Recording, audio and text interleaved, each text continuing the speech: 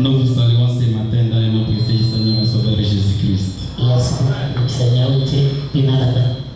Et nous disons que Dieu vous bénisse richement pour votre venue ce matin.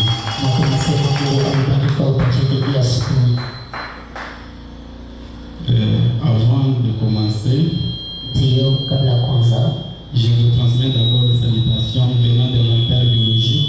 Il m'avait demandé de vous saluer au nom du Seigneur Jésus-Christ.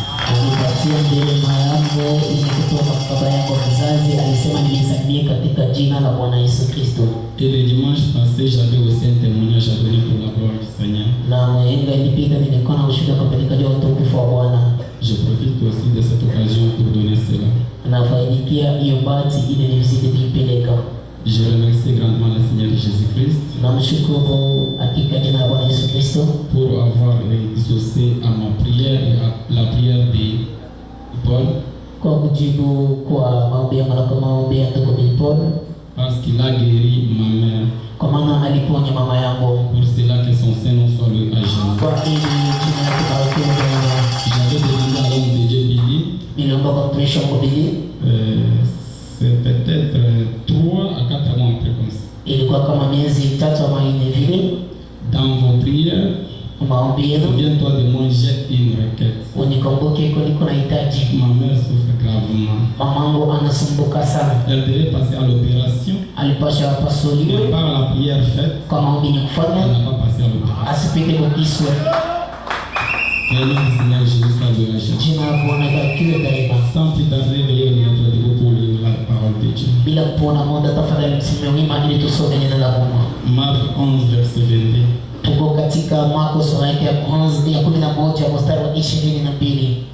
La Bible dit ceci. Jésus prit la parole et leur dit: ayez foi en Dieu. Psaume 60. Zaburi 13 à 14. Il dit ceci: donne-nous des secours contre la détresse, les secours de l'homme qui vanité. Avec Dieu nous ferons des exploits. Il écrasera nos ennemis.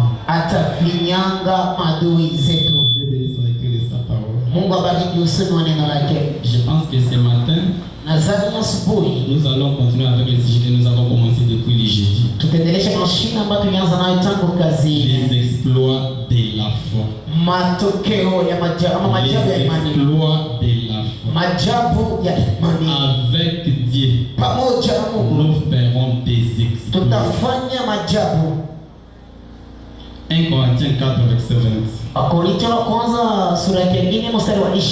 La Bible dit ceci: car les royaumes de Dieu ne consistent pas en paroles, mais en puissance. Avec Dieu nous ferons des exploits. Avec Dieu nous irons plus loin.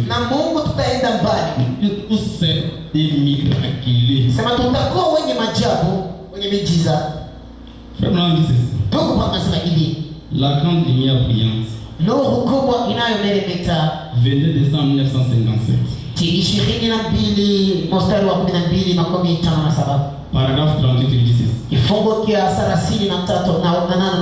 les mêmes Daniel qui leur avait apporté l'enseignement sur ces événements, leur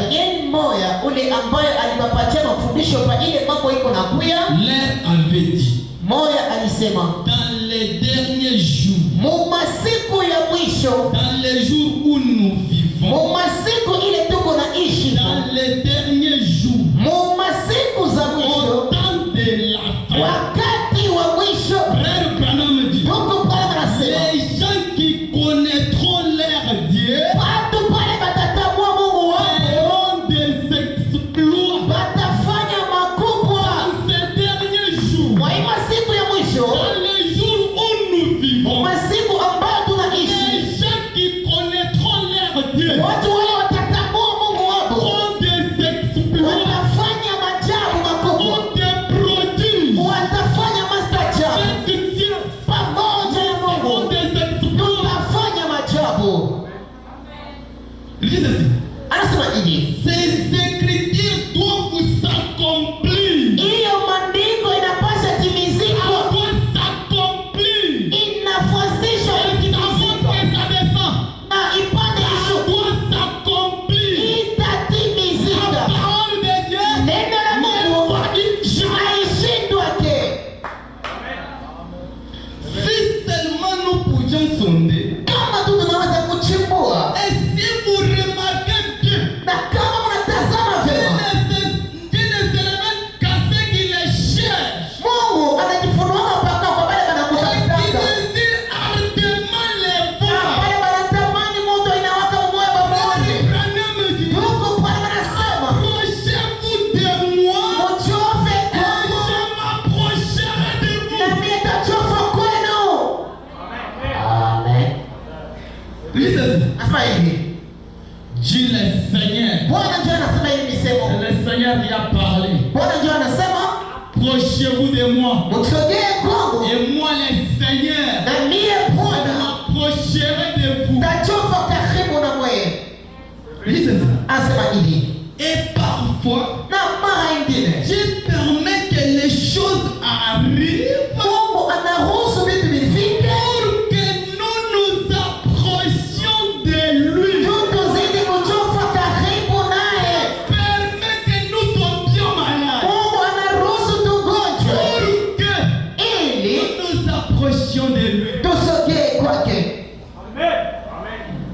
Tout le monde dit ceci.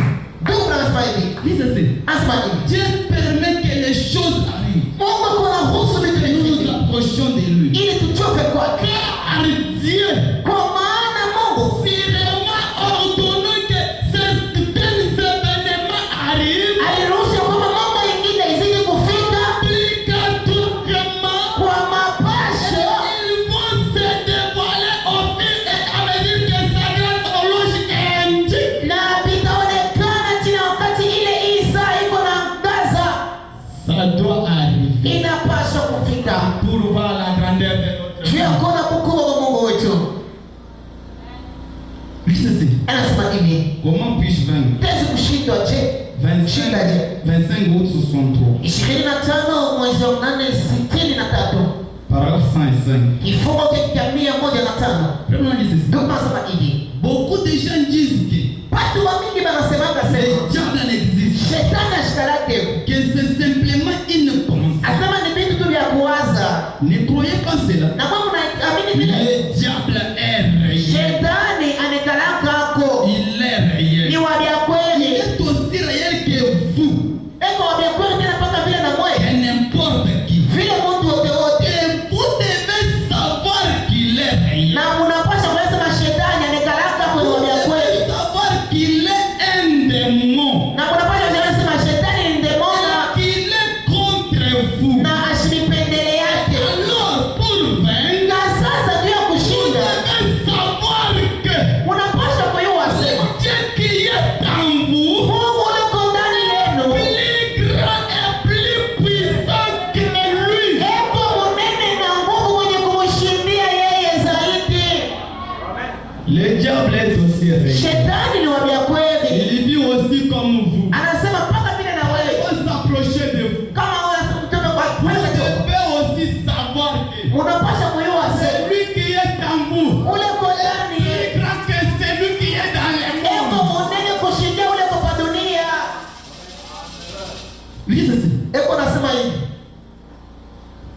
Et alors, na sasa pour vaincre, juu ya kushinda vous devez savoir que unapaswa kujua le sema Dieu qui est en vous Mungu ule uko ndani yenu plus grand et plus puissant. eko mkubwa na eko mwenye nguvu sana, Celui qui est en vous na yeye mwenye eko ndani yenu déjà vaincu. asha kumshinda shetani, Que sa grâce na neema yake fait qu'elle est près devant vous. Le poids devant vous. yeye eko nafatu kama kikwazo mbele yenu, Le poids devant vous. kiongopesha mbele yenu. Il dit Amen. Anasema amen. Il existe une véritable victoire. Ushindi ya vya kweli iko wako Quand Dieu est en vous, wakati Mungu uko vous ndani avez yenu, la victoire. uko na ushindi.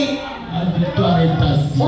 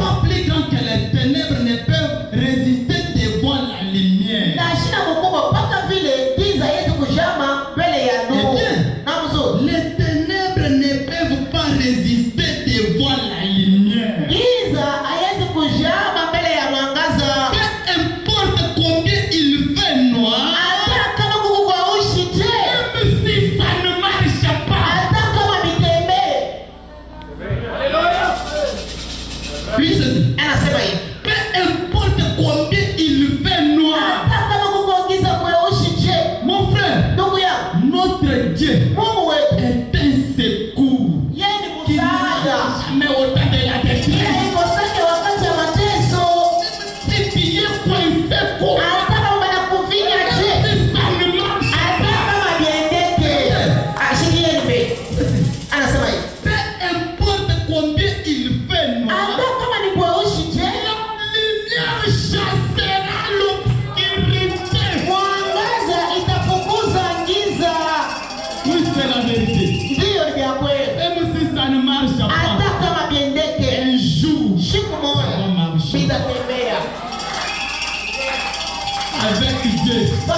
Nous ferons des exploits. Fanya mambo makubwa. Nous irons plus loin. Tutaenda mbali sana. Anasema hivi. Celle-ci ne peut pas résister. Hii giza haiwezi kuchimba. Elle ne peut pas résister. Giza haiwezi kuchimba. Asema utukufu. Ubebe magiza yote. Ile munapenda. Na mupime kuiangalishisha mbele ya Mungu. Na mutaona kile kitapitikana. C'est vrai. La lumière restera que la lumière. Mwangaza itabakia mpaka mwangaza. Jour dominé. Yo itashinda mpaka na kutawala. 113 anasema hivi. Ndugu Branham anasema, vous revenez de nouveau à la parole. Munarudia tena mara nyingine À kunena la parole de la promesse. neno ya malako. Quelle est la parole de la promesse pour chaque chrétien? Ni neno gani ya lako juu ya Mkristo wote? Quelle est chaque parole de promesse? Ni msemo gani ya neno ndugu Branham ya lako? Dis ceci. Anasema hivi. Écoutez. Mshikie. Écoutez la parole de la promesse. Mshikie neno ya lako. Celui qui est en vous, Ule ko ndani yenu. plus grand que celui qui est dans le monde. Eko Mungu kushindia ule wako muni. Amen. La parole de la promesse. Heri tu neno ya lako. Dis ceci. Anasema hivi. Comment vais-je donc vaincre? Mie mitashinda je vita. Pas moi. Ana mie. Mais la parole qui est en moi. Lakini neno ile ko ndani yangu. Toi qui dois combattre. Ana watakombana. C'est Dieu qui doit combattre. Lakini si Mungu atakombana fashi La yako. parole qui est en toi. Neno ile ko ndani yako. Frère, Ndugu Branham la parole est Dieu. neno ndio Mungu mwenyewe. Je vais donc vaincre les choses du monde Mie mitashinda vitu vya kwa dunia. grâce à la parole qui est en moi. Kupitia kondo ile neno iko ndani yangu. Si vous demeurez en moi, Kama munekana ndani yangu. ma parole demeure en Na vous. neno yangu inekana ndani yenu. Alors, Sasa demandez ce que vous voulez. muombe vyote kile munapenda. Demandez ce que vous voulez. Muombe vyote kile munataka. Demandez ce que vous Muombe vyote kile unapenda. Demandez ce que vous Omba vyote kile unapenda. Demandez ce que vous Omba kile unapenda. Que Dieu nous fera des exploits. Maana Mungu tutafanya maajabu. Dis ceci. Nasema hivi. Continuez à frayer un chemin vers les hauts. Endelesha na kupasula njia ili kwenda kundu. Continuez toujours à frayer un chemin. Wewe pasula paka njia. Même si ça ne marche pas, Hata kama ça biendeke. va marcher. Wewe siku moja vitatembea. Vraiment, dis ceci. Ndugu Branham yako nasema hivi. Vous atteindrez les sommets aussi sur que deux fois deux font quatre. Shie tutafika kule yulu kunchongo ya mulima mpaka vile mbili kuchanga na mbili negalaka ine. Vous voyez? Unaona? Vous devez parvenir au sommet. Unapaswa kwenda kunchongo ya mulima Ridicule aussi. kutoka chini kwenda yulu, aussi. kutoka mukule kwenda yulu Toujours au sommet. mpaka kunchongo Au sommet, frère. kule kumwisho ya mulima. La tête, mais jamais la Kichwa ana mukila hapana. Soyez toujours des vainqueurs. Mpaka De bashindaji victoire en victoire. kutoka muushindi De kwenda muushindi, bénédiction en bénédiction. kutoka mubaraka kwenda mubaraka, kutoka munguvu kwenda munguvu, kutoka mutukufu kwenda utukufu. Jour au sommet, frère. Pata kunchongo. Jour au sommet. Kule kunchongo. À la recherche de Jésus. Mukutafuta kwa Yesu. 31 mai 1953. Ya mwile tarehe wanasema. Écoutez ce que frère Mungi. Mshikeni leto pronounce. Paragraphe 2. Kifungo chake cha pili. J'espère que vous tous, Mimi nawazia sema mwe bote. vous serez vraiment en prière. Mwe mtaujiwa. Celle-ci est notre première soirée Hii jioni yetu ya et kwanza une autre. na nyingine. À propos de cette réunion ce soir, Kufuatana na hii mkusanyiko ya hii magharibi. je pense que c'est le même sentiment que prouve frère Bost Na wanasema ndio vile ndugu Bosa na yeye kunasikia. et mon frère Bibi. Na ndugu yangu Bibi. Cela me rappelle beaucoup lorsque j'étais en Afrique. Ile iko na kunikumbusha zaidi pale mimi nilikuwa kule kwa Afrika. Nous sommes aussi les Africains. Ashindi kwa Afrika ya kweli. Écoutez ce qu'il dit. Shikeni kile kuna sema. Cela me rappelle beaucoup lorsque j'étais en Afrique. Ile kuna nikumbusha zaidi pale mimi nilikuwa kwa Afrika. Nous avions souvent, il nous fallait aller au champ de courses et autres Zaidi tulipaswa twende kwa makosa na vile vingine et nous installer à des endroits. na kuikala kwa mafashi moja Vraiment la foule. mpaka konje. Il dit ceci. Anasema hivi, En Afrique, kwa Afrika ils viennent par dizaines de milliers et de milliers. peko na kuya watu kwa watu.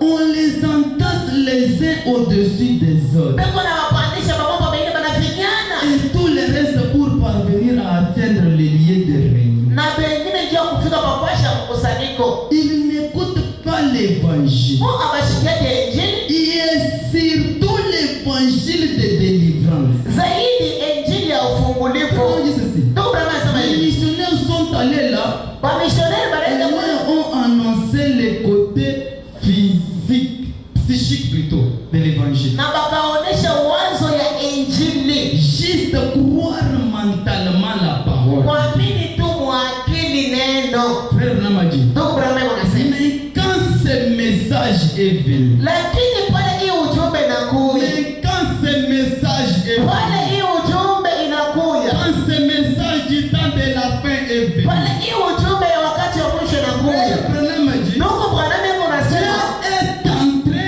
en scène pour la délivrance. Mungu akaingia pa kiwanja juu ya ufungulivu. Je vous assure, Mimi nous nihakikishia. les Américains, Ndio watu wa muamini. nous avons disposé nos grandes cuves en béton pour éloigner des gens toutes les bénédictions. Tunaweka matindi yetu ya beton juu ya kuweka watu mbali na mabaraka. Mais pas en Afrique, Lakini kwa Afrika kule hapana. ici chez nous. Ana huku kwetu hapana. Parce que nous avons frère Branham. Hasa tuko na nini ndugu? Il dit ceci. Ndugu anasema hivi. Les Africains Watu wa Afrika ont leurs mains levées peko na mikono yao yenye kunyanyua. pendant à Dieu. Kuchunga kwa Mungu.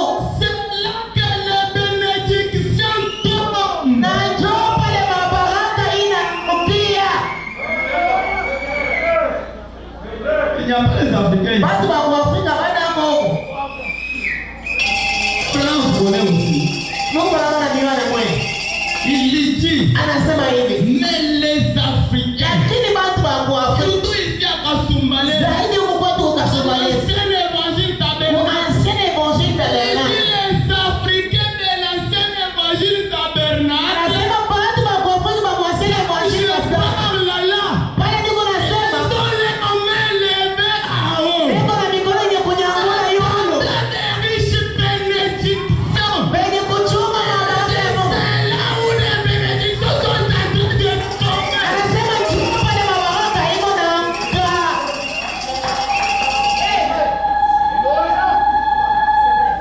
L'heure est venue. Saa inafika. L'heure est venue. Saa inenea. Père, Baba. l'heure est venue. Saa hiyo inenea.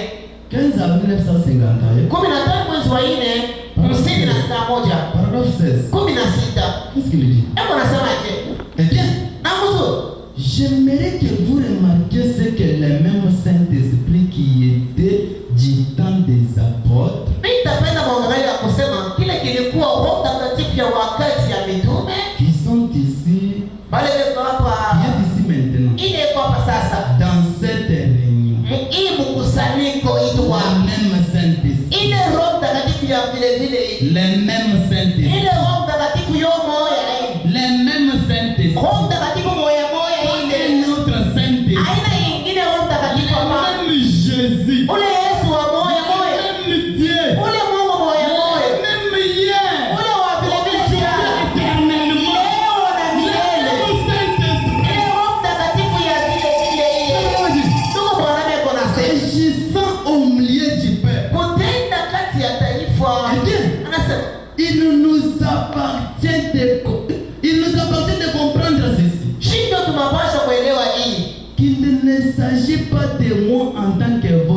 frère. Aina mie ndugu yenu niko hapa hapana. Il ne s'agit pas de moi Nestor. Aina mie Nestor hapana. Il dit ceci. Anasema hivi. C'est votre Seigneur Jésus qui est ici. Ni Bwana wenu Yesu ndio yuko hapa.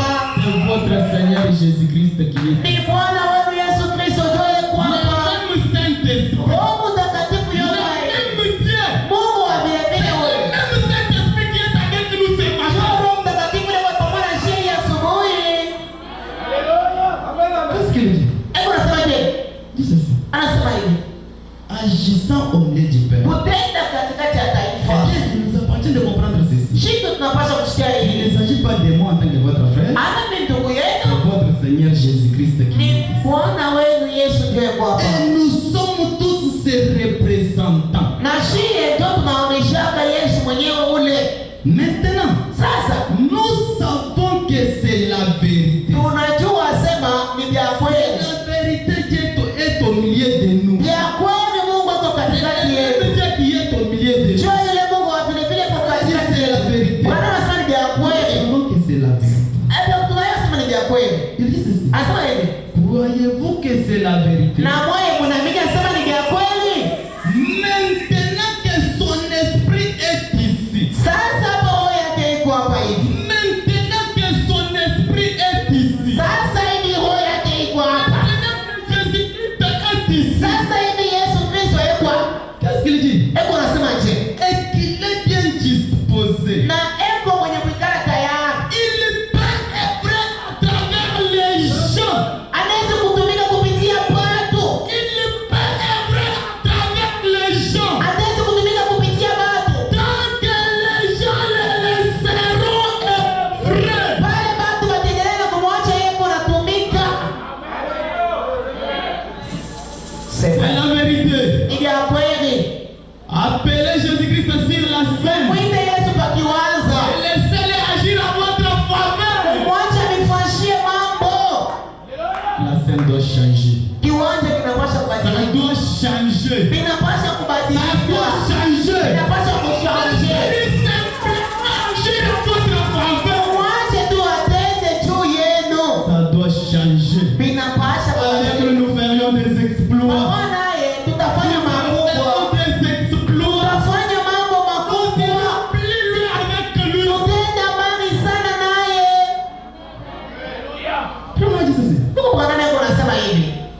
Il peut œuvrer à travers les gens tant que les gens le laisseront œuvrer. Ataweza kutumika kupitia watu kama watu wanamwacha atumike. Laissez-lui libre. Mwache afanye kazi. Laissez-lui descendre au milieu de nous. Mwache ashuke katikati Il yetu. peut agir. Ataweza Il kutenda. peut sauver. Ataweza kuokoa. Il peut guérir la Ataweza kutunza tena. délivrer. Ataweza kufungula. Il dit ceci. Eko nasema hivi. Croyez-vous cela? Eti mnaamini ile? Vous croyez cela? Eti mnaamini vile? Eh bien, Na mzuri. il y a beaucoup de choses que Jésus lui-même ne pouvait à cause de l'incrédulité. Kuko vitu vya mingi bila Yesu yeye mwenyewe asikupashe kufanya vile watu waanze kuamini. Seulement à cause de l'incrédulité. Juu tu ya moyo yaribwe. Frère dit, Ndugu bwana mimi c'est wanasema l'incrédulité. kutokuamini C'est un péché horrible. ni dhambi ya ajabu. Laissons l'incrédulité. Wacheni kule kutokuamini. Laissez Dieu agir au milieu de Na nous. tuache Mungu atende katikati yetu. Il n'est pas notre grand-père. Ashina nkangwe, Il n'est pas comme nous. ashina sasheye. Dis ceci. Eko nasema hivi. Eh bien, Na mzuri. il y a beaucoup de choses que Jésus lui-même ne pouvait pas faire à cause de l'incrédulité. Kuko vitu vya mingi Yesu yeye mwenyewe asipashe kufanya vile watu wako na mimi. Est-ce vrai? Ni vya kweli. Il y a beaucoup de choses qu'il ne pouvait pas faire. Kuko vitu vya mingi bila sikupasha kufanya. Nous avons l'horreur d'y penser. Sisi tunapasha kuwaza vile. Mais il ne pouvait pas le faire à cause de leur ingrédient. Asimuza kuvifanya njia kutokuamini kwao. Gisèle dit ceci. 17 yeye anasema hivi. Maintenant, Sasa. maintenant, Sasa. attitude mentale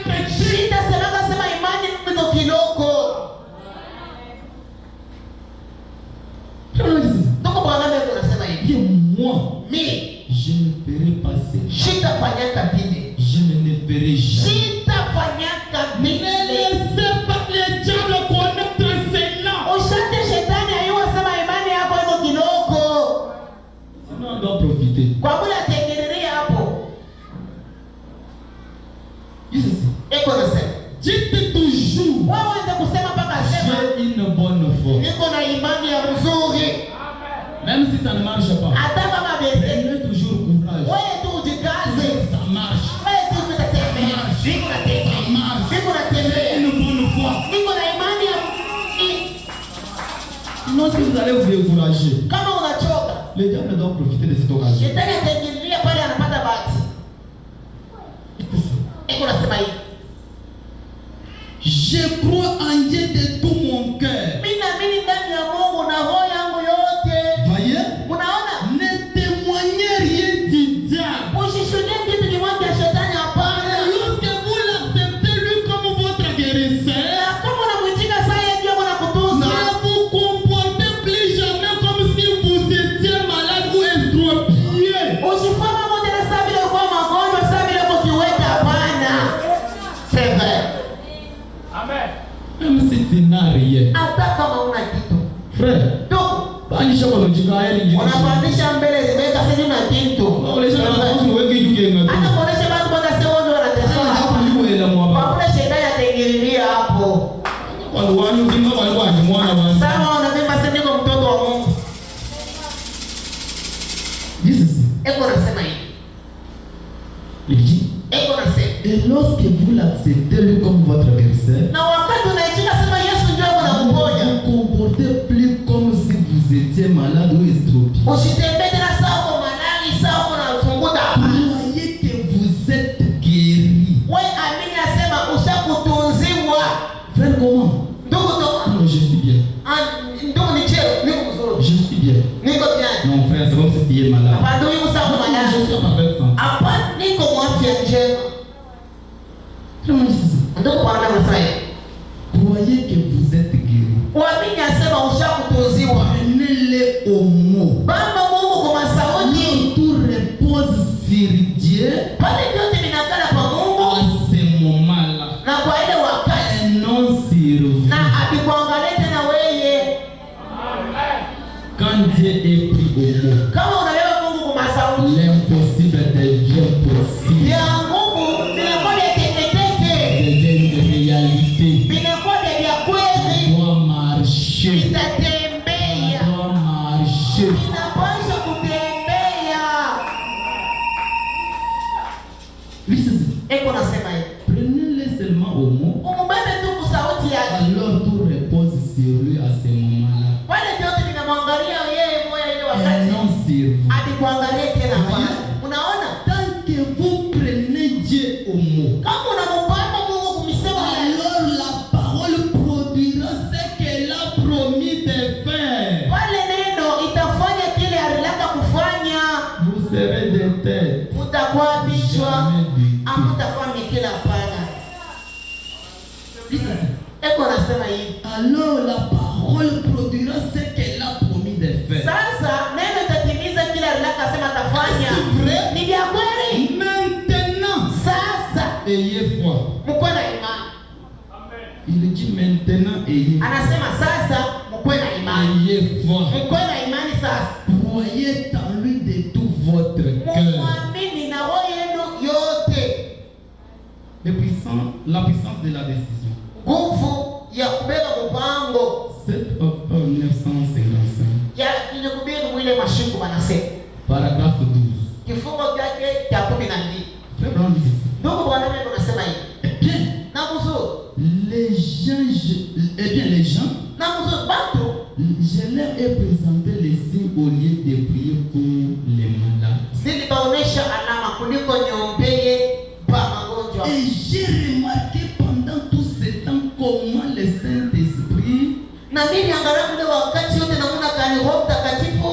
savez-vous qu'il y a des choses que nous devons faire que Dieu ne peut pas faire? Unaiwa sema Mungu vitu vile tutaweza kufanya vile Mungu yasiweza kufanya.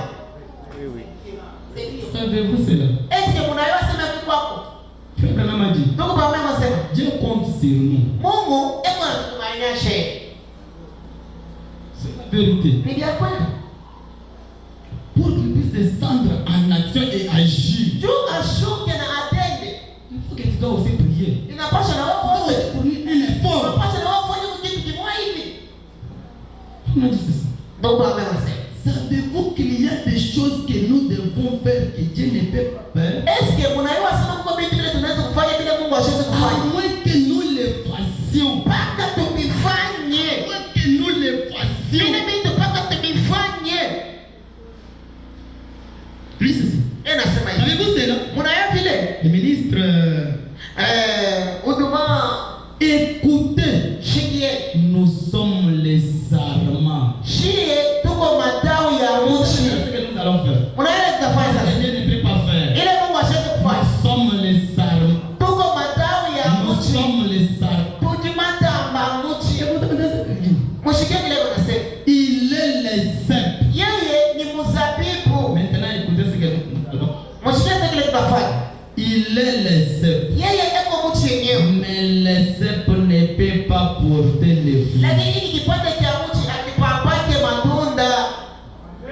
Il y a des choses que nous Kuko vitu vile pouvons faire tunaweza et kufanya. Dieu ne peut pas faire. Bila Mungu ashaka kufanya. Nous sommes les sarments. Tuko matawi ya mti. Qui portent les fruits. Nye eko na tunaisi. Matawi ndio yanabeba matunda. Oui, c'est ça. Anasema hivi. C'est les sarments qui portent les fruits. Matawi ndio yanabeba matunda. Ce sont les sarments qui portent les fruits. Matawi ndio yanapapaka matunda. Est-ce vrai? Ni vya kweli? Bien. Amozo. Il donne de l'énergie. Eko napeleka nguvu. Lui, Yeye. il est les cèpes. Eko Il sasa. nous donne seulement de l'énergie. Ena tupatie tu ni nguvu. C'est ce qu'il dit. Sikie. Mais Lakini c'est nous qui devons accomplir les travaux. ndio tunapaswa kufanya kazi. Lui, Ye. les grands cèpes, Ye mzabibu nous mkubwa. avons de l'énergie. Ye anapeleka tu ni Nous nguvu. sommes des sarments. Shindu kwa matawi ya mti. Listen. Anasema hivi. Comprenez-vous ce que je vais dire? Mungu anashikia kile ninataka kusema. Est-ce que vous comprenez ce que frère dit? Mungu anashikia kile tunakwambia unasema. Il dit ceci. Anasema hivi. Le Saint-Esprit est ici ce matin. Roho Mtakatifu yuko hapa hii asubuhi. Le Saint-Esprit est ici. Roho Est ici. Mtakatifu yuko hapa. Est ici avec nous ce matin. Yuko hapa na shia hii asubuhi. Le Saint-Esprit. Ile Roho Mtakatifu ya Même Jésus. Ule Yesu moyo. Même Jéhovah. Il est ici avec nous ce matin. Yuko hapa na shia hii asubuhi. Comme vous le voyez chaque soir, Vile mnaonaga magharibi yote. il vous connaît. Anamiua. Mais Lakini le seul moyen qu'il a pour parler, na kuna mwili ataweza kusema c'est par nous. ni kupitia sheye. Il est ici. Eko hapa.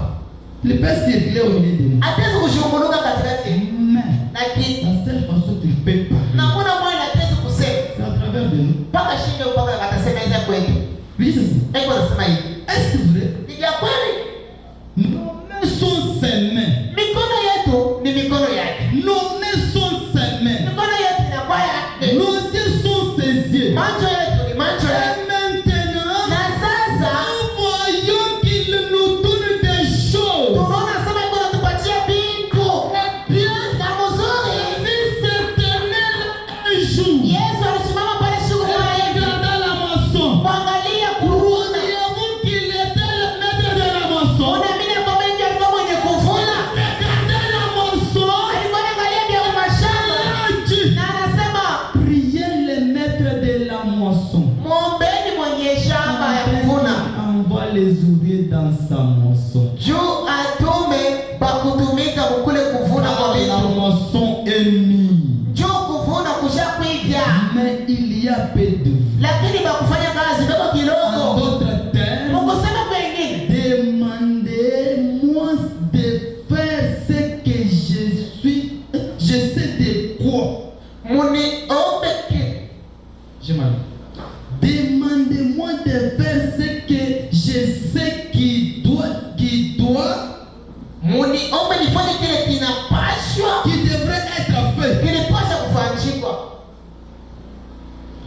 Demandez-moi de faire ce que Muniombe nifanye ya kwamba qui devrait être fait. kile kilipasha kufanyika. Il ne pouvait pas faire cela. Asimupasha kufanya kile À moins qu'il nous ait donné de le faire. Qu'il ait demandé de le faire. mpaka kama alituomba kukifanya.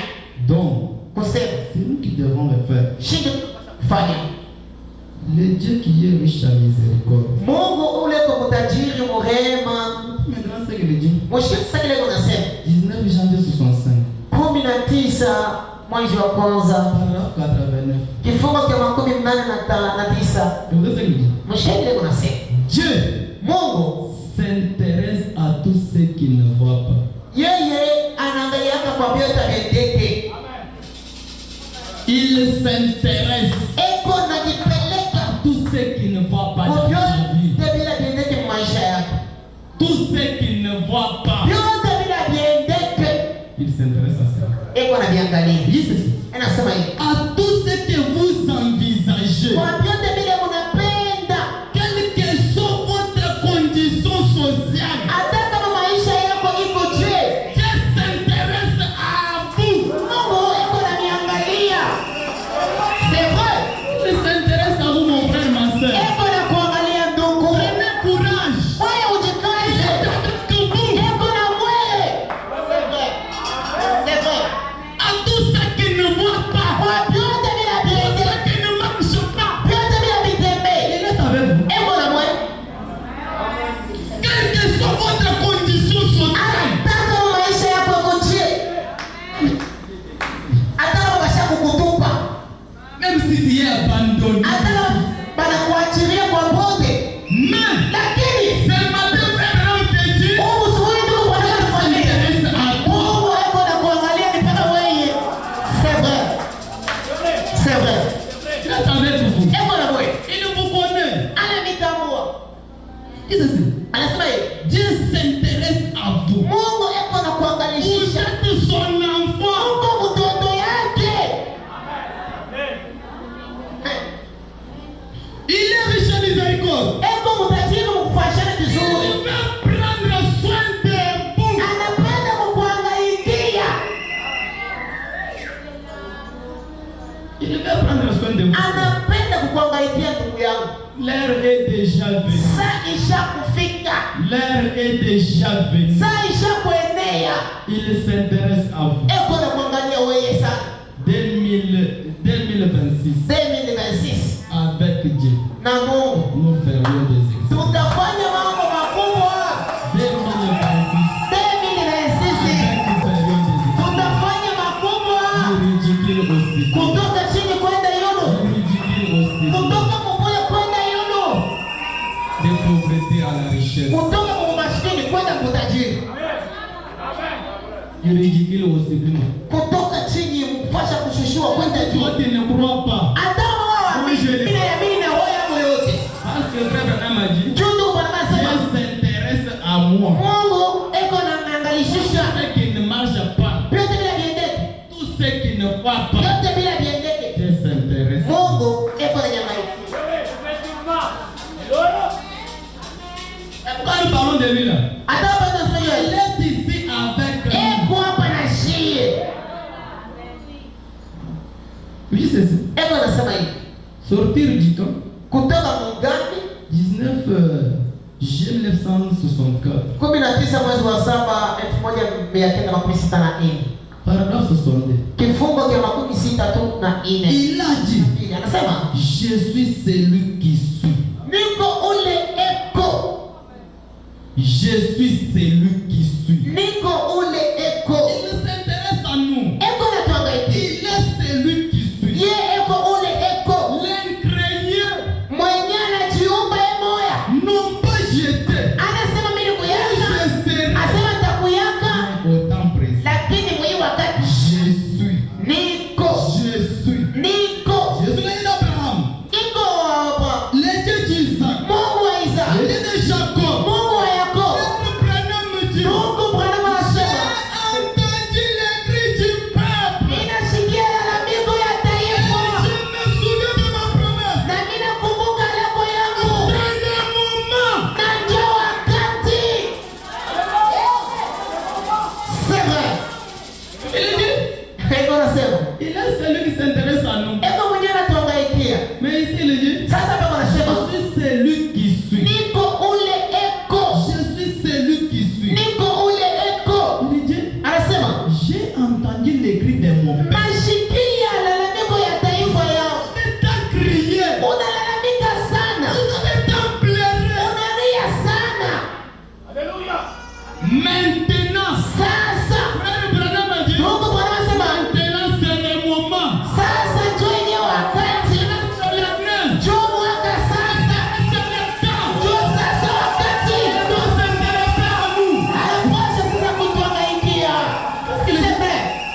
qu'il dit? Eko nasema je? J'ai entendu les cris du peuple. Ninasikia lalamiko ya taifa. Je me souviens de ma promesse. Na mimi nakumbuka lako yako. C'est le moment. Na njoo wakati S'accomplir. ile inapaswa kutimizika.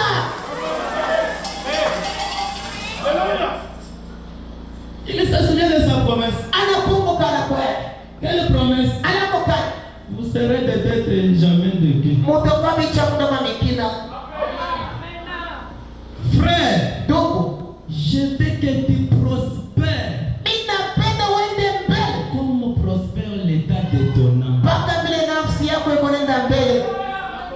C'est la parole de Dieu, non? Si neno ya Mungu hapa. C'est la parole de Dieu. Si neno ya Mungu. C'est la promesse aussi. Na yani alako. Donc nous devons aussi prospérer. Tunapaswa na shimo kwenda mbele. C'est le moment. Njoo wakati Chaque promesse ile walako yote inapaswa kutimizika. dans mon royaume, Mfano wa dans ma patrie, mukizazi il cha n'y aura jamais une femme stérile. amuta kuwaka mutasa.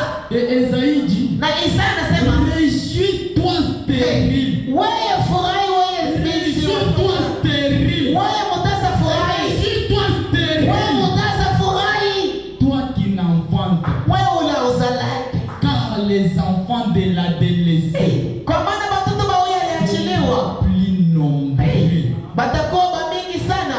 C'est vrai. Ça c'est la vérité. Ile tena ukweli. Réjouissez-vous. Mungu msifurahi.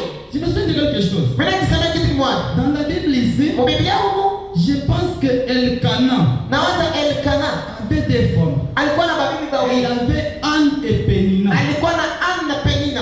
N'est-ce pas c'est vrai? Si ndio vile? Mais Sasa Anne était stérile, non? Anna alikuwa mutasa. Mais chaque fois que nous lisons, Kila mara tuko na soko. nous ne lisons pas les enfants de Pénina dans la Bible. Atusome watoto wa Penina kwa Et Biblia. nous lisons seulement les enfants d'Anne. Tunasoma mpaka watoto Et wa Samuel. na Samuel wa pili. Samuel wa kwanza. Samuel wa pili. Réjouis-toi stérile. Furahi wewe mtasa. Toi qui n'enfantes, Wewe ule auzaki. tes enfants seront nombreux. Kwa maana watoto watakuwa mingi. Tu peux dire, Utezi je kusema. ne sais pas stérile, j'ai des enfants. Mimi sina mtasa niko na watoto. Pourquoi ta vie n'avance pas? Maisha kwa hindi mbele. C'est pas que tu es aussi stérile en ça. Wakati shule wako mtasa mwingine. Tu dois aussi progresser. Unapaswa na wewe kuenda Il mbele. faut aussi que ta renommée est partout. Unasema kavumia kwa popote. C'est vrai. Qu'est-ce que c'est? Eko nasema hivi. Et c'est le moment Na njua où il doit s'accomplir. ile inapaswa kutimizika. Je t'envoie Moïse Na kutumia Musa. avec ce bateau que tu as à la main. Na iba kwa kuna mkono. Test. Ni nani? Alikuwa nani? Biblia inasema L'heure est venue. saa inaendelea. 15 avril 1951. 15 April 51. Paragraphe 22. Kifungo cha 22. On a dit ceci. Biblia inasema hivi. Pouvez-vous vous imaginer qu'on puisse faire sortir le Saint-Esprit d'un homme en brûlant celui-ci?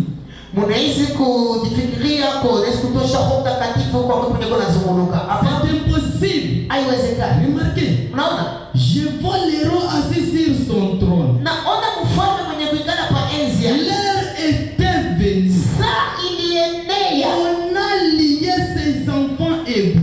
Panafunga baba watoto wa Hebreu. On vous a aussi lié par des démons. Na mambo na mifungo kwa mandemona. Sio kile tunakwasema. On vous a lié. Pana mifungo. On a lié ses enfants hébreux. Panafunga baba watoto wa Hebrania. Anasema hivi. Qu'est-ce qu'il dit? Eko nasema nini? On a lié ses enfants hébreux. Panafunga baba watoto wa On Hebreu. les a mis devant un escalier. Ils se sont mis en marche vers une estrade à partir de laquelle on devrait les jeter dans cette grande fournaise. Bakamweka pa mungazi na bakaanza kupanda kutoka pale kwanza walipaswa kubatuma moto. Il dit ceci. Anasema hivi. Je peux entendre Shadrach dire à Meshach. Naweza kusikia Shadraka na mwambia Mesha. Il dit, Anasema, dis donc, sema, est-ce que tu eti huko as-tu vraiment prié comme il faut? eske uliomba kwa vile ilipashwa? As-tu vraiment prié comme il faut? Eske uliomba vile ilipashwa?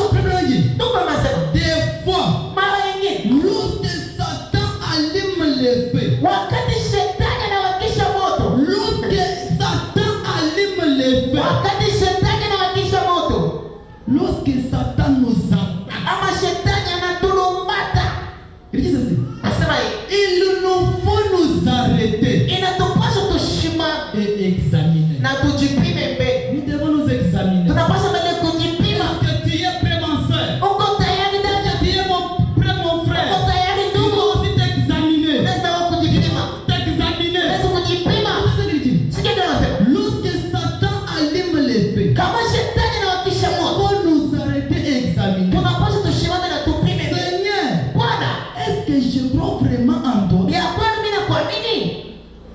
aussi t'examiner. Naona pasa kujipima. Tout ce qui m'arrive. Ile ya kunifikia. Seigneur, Bwana, je crois vraiment en toi. mimi niko mkosa.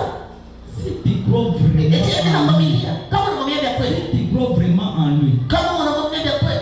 Sasa ndio tunasema. Dis ceci. Fai.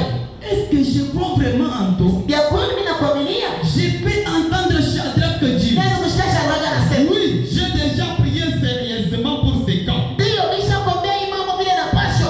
Adi, Anasema, tu veux retirer ce que tu as dit? unapenda kutosha vile ushakusema? Non. Hapana. Nous sommes disposés à sceller notre témoignage avec notre propre vie. Tuko tayari kwa kufanya ushuhuda wetu na maisha yetu. Nous sommes prêts aussi à combattre. Tuko tayari kwa kugombana. Dis ceci. Anasema, Nous sommes prêts maintenant. tuko sasa tayari. Je peux entendre les rois Nebuchadnezzar dire. Naweza kusikia Roho Nebukadneza anasema, Maintenant, sasa si vous vous prosternez devant la statue, kama mnainama mbele ya sanamu, si vous vous prosternez devant la statue, kama mnaabudu sanamu, je vais annuler cela. mimi tabisa mituma mmoja Bwana. Hapana. Nous avons pris notre chemin avec le petit nombre de méprisés du Seigneur. Tunabeba njia yetu na watu kidogo wenye kuzauliwa kwa Bwana. Satan peut te dire. Satan peut venir Shetani atazikuya. dans un corps de chair. Mumwili ya Mungu. Même ton ami, Hata rafiki yako, même tes parents, hata wazazi yako, même ta femme, hata mke wako, ton mari. hata mume wako. Avant que nous allons mourir. Sasa tutakufa. Ça te passe maintenant. Binapita Nous sasa. avons touché quelque chose. Tunaweza kuomba hata kitu fulani. Non, Hapana. je ne peux pas toucher à cela. Siwezi kugusa kwa ile. Je connais la grandeur de notre Jésus-Christ. Mimi najua ukubwa wa Bwana wetu Yesu Kristo. Dis ceci. Anasema hivi. Nous avons pris notre chemin avec le petit nombre de méprisés du Seigneur. Tulibeba njia yetu na watu wenye kuzauliwa kidogo wa Bwana. J'irai jusqu'au bout avec cela. Tenda mpaka kumwisho nayo. C'était le moment de prendre la décision. Ilikuwa wakati wa kubeba mpango. C'était quelques minutes. Ulibakia tu ni maminiti kidogo. Job, Yobo. ne vois pas que te reste quelques minutes pour mourir. Aona sema unabakia kwa masaa kidogo ukufu. Maudit ton Dieu et meurt. Umunani Mungu wako ukufwe. Non, Hapana. je sais que Najua sema mon rédempteur est vivant. mkombozi wangu eko hai. Même si ça ne marche pas, Hata kama vitembee, ça doit marcher. vitatembea. Je sais que Mimi najua sema mkombozi wangu eko naishi.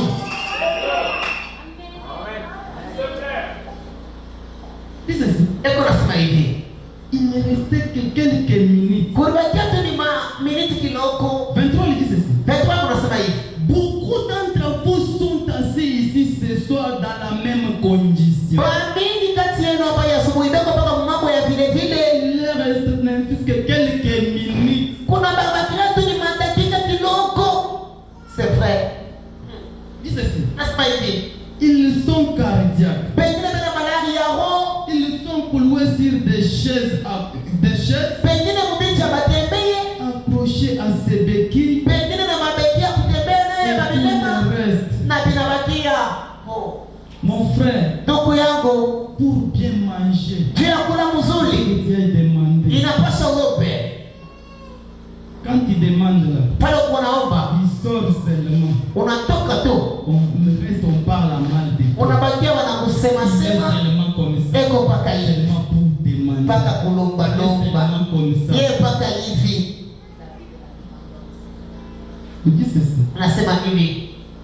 Beaucoup d'entre vous Bamingi kati yenu. sont assis ce soir dans la même condition. Beko na bosa mwenye mambo ya Bashadraki vile vile.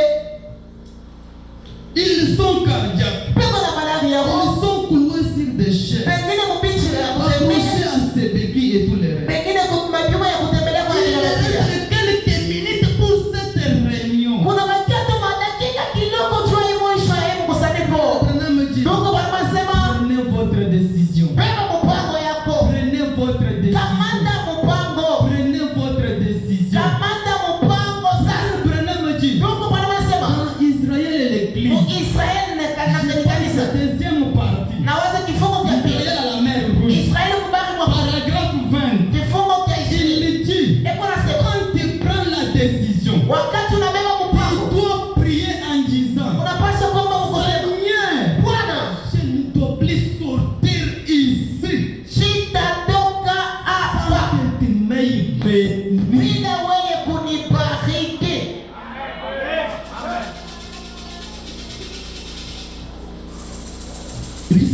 Eko anasema hivi. Il ne restait que quelques minutes pour cette réunion. Kulibakia tu ni dakika fulani tu ile mkusanyiko. Prenez votre décision. Pema mpango wako. Mais le moment est venu Ni wakati unafika pour que vous le fassiez. tu muifanye. Prenez la décision. Donc wewe mpango. Vous devez sauter croire que Munapasha kuaminia sema. ce que je dis c'est la vérité. Ile mimi nasema ni ukweli. Ainsi que Na tena ce que Dieu a écrit dans sa Bible. ile Mungu anaandika kwa Biblia yake. Vous, soit vous, Au wewe en allant dans la même condition. mukwenda mwenye kanuni moja. Mais Lakini le moment est venu. wakati inaenea. Wakati inaenea.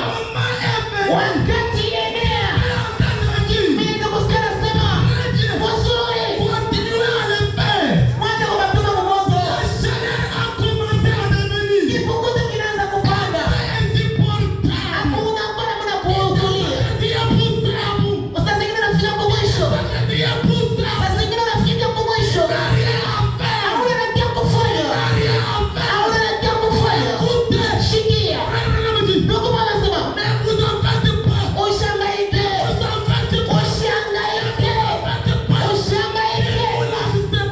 Kama unamwichika. Imangarizi. Samu ponyaji wako. Shetani. Atakuchangamsha kesho. Atakuchangamsha kesho. Atapandisha kisha moto. Atapandisha na moto. Ushangaike kwa ile. Ushangaike. Tia vya kweli. Tia kweli kweli. Bakaanza kutembea. Bakaanza kwenda mbele. Bakaanza kuchoka. Bakaanza kutembea. Na mbali tena zaidi. Naweza kusikia banasema. Vya kweli muliomba vile napashwa. Vya kweli kuna wakati na Mungu. Daktari. Hauta ni kwa sura. Niko na wapigwa Mungu. Dada. Eto na mwambia Mungu. Vya kweli daktari. Niko na wakati na Mungu. Anaweza kuniponya. Anasema hivi. Anasema hivi. Eto kuna munaamini kama muliomba zaidi? Sio mzuri. Sio mzuri. Bakapanda mungazi. Jina wakati ile kulibabakilia tubawate tu hatua ya mwisho. Pour entrer dans la fenêtre. Sio kuingia mu moto. Ndugu anasema. Il commençait à se sentir faible. Bakaanza kujishikia bila nguvu. Il se sentait faible. Bakajisikia bila nguvu. Dieu nous a abandonnés au c'est quoi? Mungu anatuacha wani nini? Ndugu anasema. Il commençait à se sentir faible. Bakaanza kujishikia kuchoka. Il entrait. Sasa ndio kwa naingia. Ndugu anasema. Encore quelques minutes. Tena madakika fulani. Encore quelques minutes. Kisha madakika fulani. Encore quelques minutes. Kisha tena madakika fulani. Mimi zingona. Quand avec l'air lance prêt à les pousser dans la fournaise ardente. Wale bakana na mikungu yao karibu kwa kubasukuma kwenye moto. Cette fois plus que jamais auparavant. Ina balipandisha moto mara 7 ya kushindia ile ilikuwa kwa mwanzo. 24. Ndugu kuna nasema. Remarquez. Mwangalie sasa. Nous sommes en train de peindre ici un tableau tremblant. Tunaenda na kupakana kibao kimoja kia keusi. Braquons notre appareil photo une fois en haut dans cette direction ici. Tupikeni mbele appareil photo yetu huku yulu muikuangalia ingambo. Oh là là. Oh la la. Frère Branham. Ndugu Branham anasema. Chaque fois. Kila mara. Chaque fois. Kila mara. Chaque fois. Kila mara. Chaque fois. Kila mara. Sio ni vya kweli. Chaque fois. Mara zote. Lorsqu'il se passe quelque chose ici-bas. Wakati kwa kitu kinafanyika hapa chini. Lorsque ça ne marche pas dans ta vie. Wakati unatembea maisha. Lorsque tu t'es la mort. Wakati unalia. Lorsque tu as parlé de tout. Wakati wote wanakuacha. Frère Branham. Ndugu Branham anasema. Lorsque Wakati il se passe quelque chose ici. kitu fulani kinafanyika hapa chini. Il se passe aussi quelque chose là-haut. Huko tena kitu kingine kinafanyika kule mbingu. C'est vrai. Lorsque tu es poussé. Wakati unasukuma kwa mwisho. Amen. C'est vrai. La vérité. passe quelque chose là-haut. Cela a toujours d'un côté. Si sur la terre,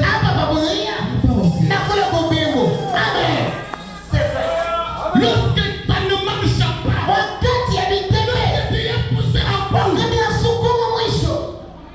on nous a dit, il s'intéresse à nous. Lorsqu'il se passe quelque chose ici, il se passe aussi quelque chose là. Cela a toujours des côtés. Il dit ça, lorsque Satan est à l'œuvre, lorsque Satan vous tourmente, lorsque Satan est à l'œuvre, lorsque Satan est à l'œuvre,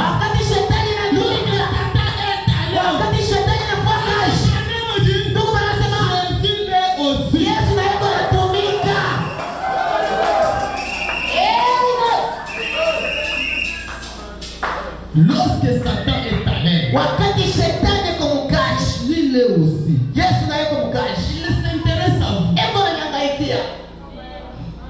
Il s'intéresse à vous. C'est lui à qui vous confiez votre foi. Je sais que mon rédempteur est vivant. C'est lui à qui vous confiez votre foi. Déterminera la direction qui suivront les choses.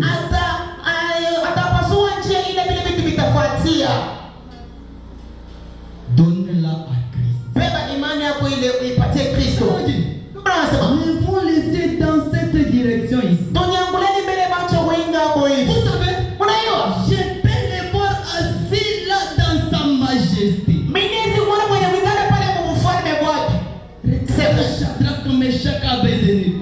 Shadrach, Meshach, Abednego. En train de t'observer aussi. Quand il est en train de te débrouiller là, il est en train de t'observer. Il dit, je peux les voir assis là dans sa majesté. Enveloppé de ses vêtements de sacrificateur. Il est souverain sacrificateur. Regardant vers les pas. En vous regardant. En vous observant.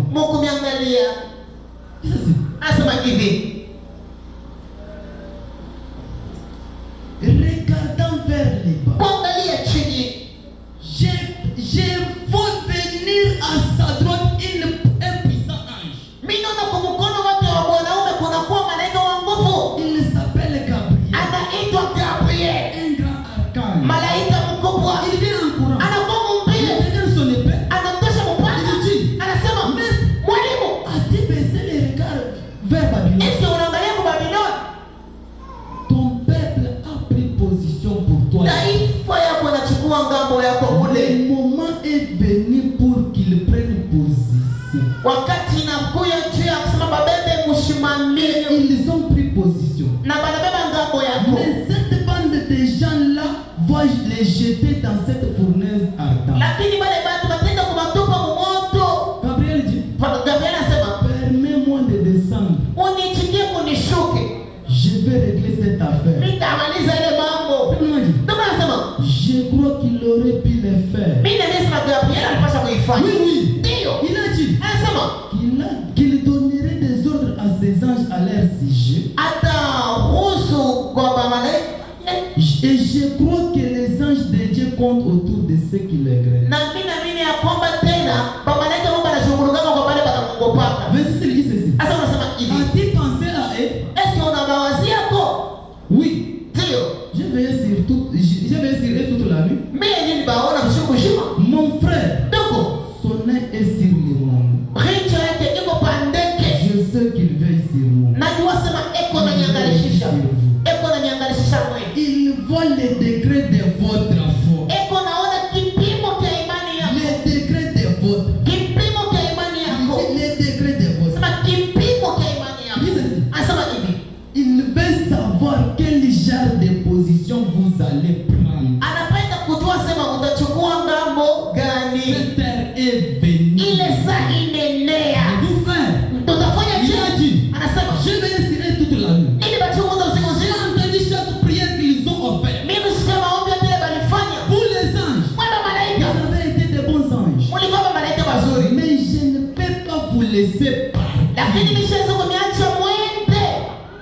Pour ton cas là, je ile mambo yako ile, je ne peux pas envoyer un ange. Mungu asiwezi kutuma hata malaika.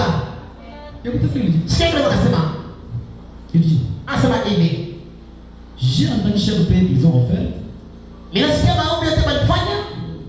Je ne peux pas vous laisser partir. Je suis kuacha mwende.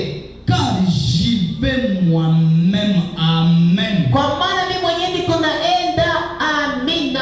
Biblia inasema, je les vois se lever de son trône. mimi naona kulamuka pa kiti chake cha ufalme. Pour ton cas là. Juu ya mambo yako. Pour ton cas là. Juu ya mambo yako. Pour ton cas là. Juu ya mambo yako. Biblia inasema, je les vois se lever de son trône. mimi naona kulamuka pa hizo. Les sacrificateurs lui tombaient tout autour. Mambo ile ya bukoani na muangukia hizo. Je l'entends dire. Na mimi msichana nasema, Ici moi de l'Est. Mungu yapa mama kweli. Moi de l'Ouest. Mama kweli. Moi de l'Ouest ici. Wewe pepo ya kudole Ils usiku. vont payer. Yote na mwisho.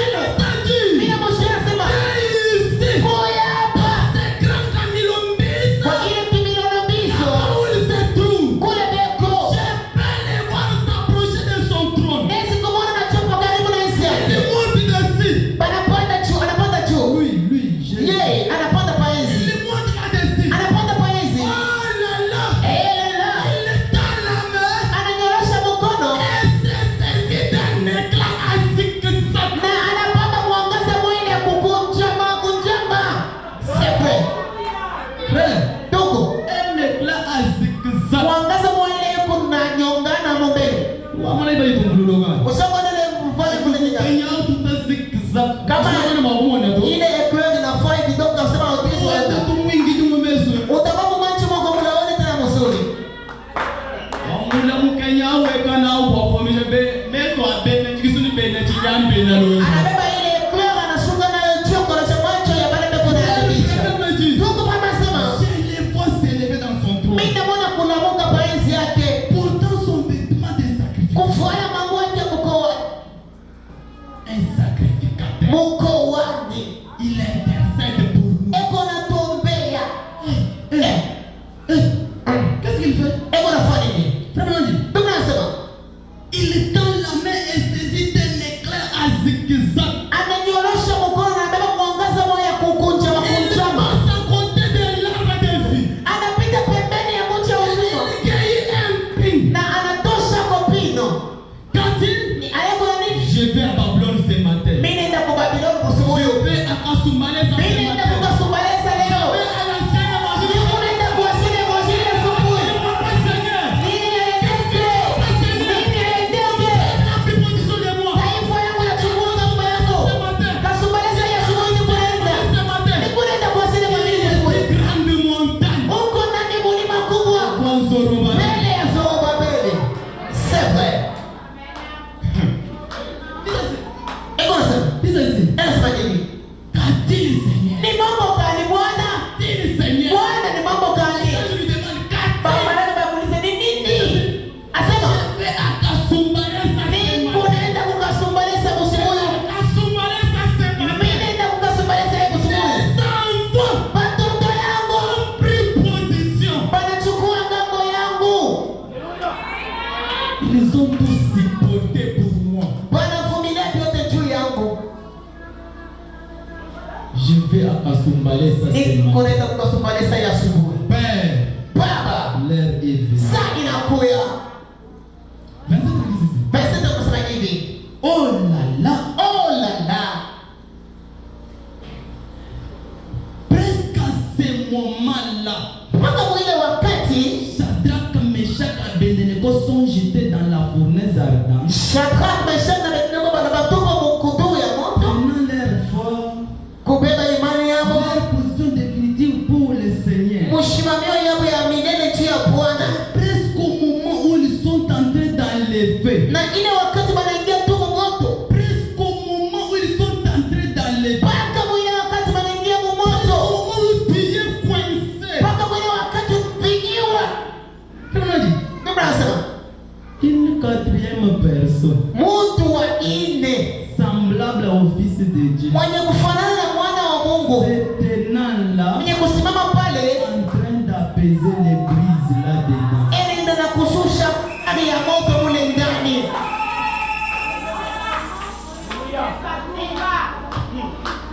C'est vrai. En train d'apaiser. Anaenda kushusha makali ya moto. En train d'apaiser. Kushusha makali ya moto. En train d'apaiser. Anaenda kushusha makali ya En moto. train d'apaiser ton problème. Anashusha ile mambo yako. Qu'est-ce qui ne va pas ma fille? Ninaendeke mtoto wangu. Ninaendeke kijana wangu. Ninaendeke taifa yangu. Anasema hivi. Oh là là. Oh là là. Son nez est sur les moineaux. Richo yake iko kwa mwanandege. Frère Branham Jimé. Huko Bwana anasema sasa hivi. Ndio Bwana anasema sasa hivi. Si il avait effectué une trajet de la gloire jusqu'à Babylone pour 3 enfants. Kama alitembea kutoka kule kwa utukufu tena kwa Babiloni juu ya watu watatu. Si. Kama tu il avait effectué un trajet de la gloire jusqu'à Babylone. Anatembea kutoka kwa kule kwa utukufu tena kwa Babiloni juu ya watoto wake watatu. Ndio anasema à combien plus forte raison viendra-t-il à Kasumbalesa ce matin pour tous ceux qui sont ici et qui sont liés. Kwa sababu gani atesi kwa kukasumbaleza juu ya watoto wake wote wale wanafungwa. C'est vrai. C'est vrai. Si Kama il avait effectué un trajet anatembea de quittant son trône kutoka kwa enzi yake vers Babylone tena kwa Babiloni pour 3 personnes. juu ya watu wa 3.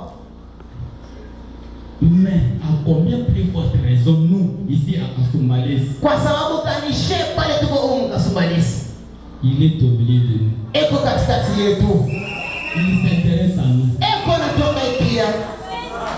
Il est avec nous ici. Eko pamoja na sisi hapa.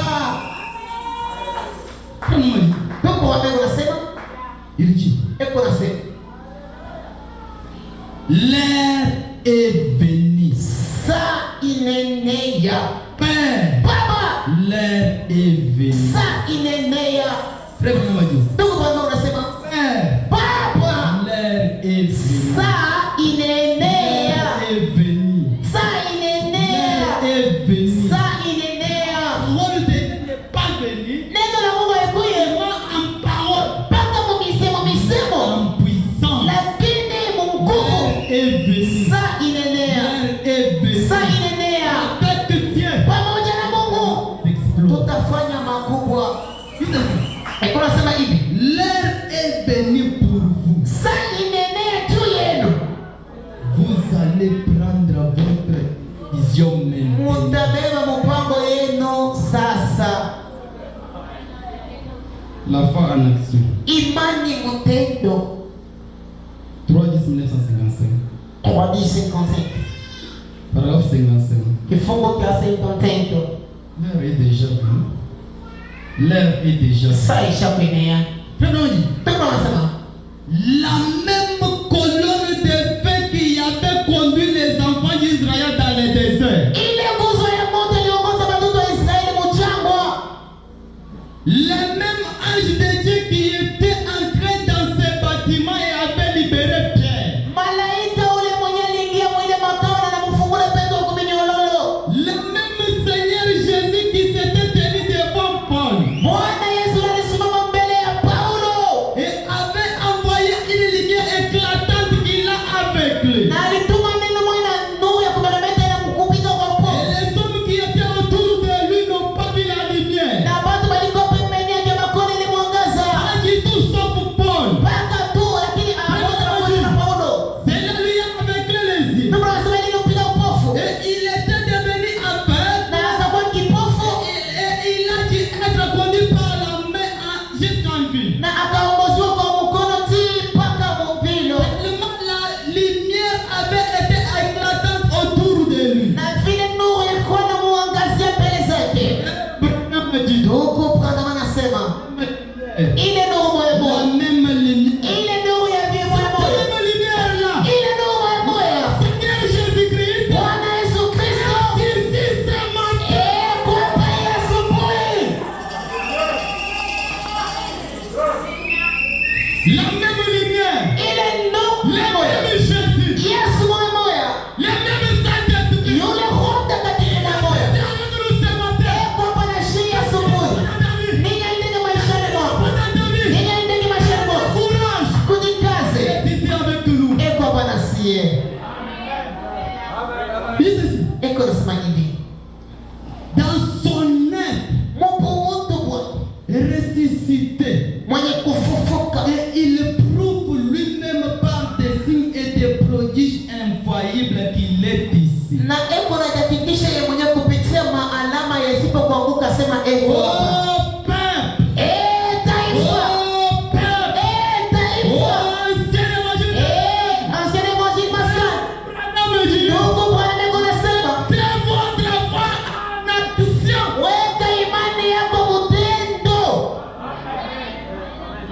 Le même Dieu est ici. Il est ici avec nous. Il dit maintenant, mettez votre foi en action.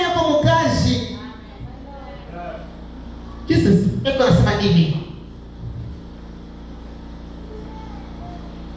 Mettez votre foi en action. N'ayez pas peur. Eh bien, honte à vous. Honte à vous. Honte à vous. N'ayez pas peur.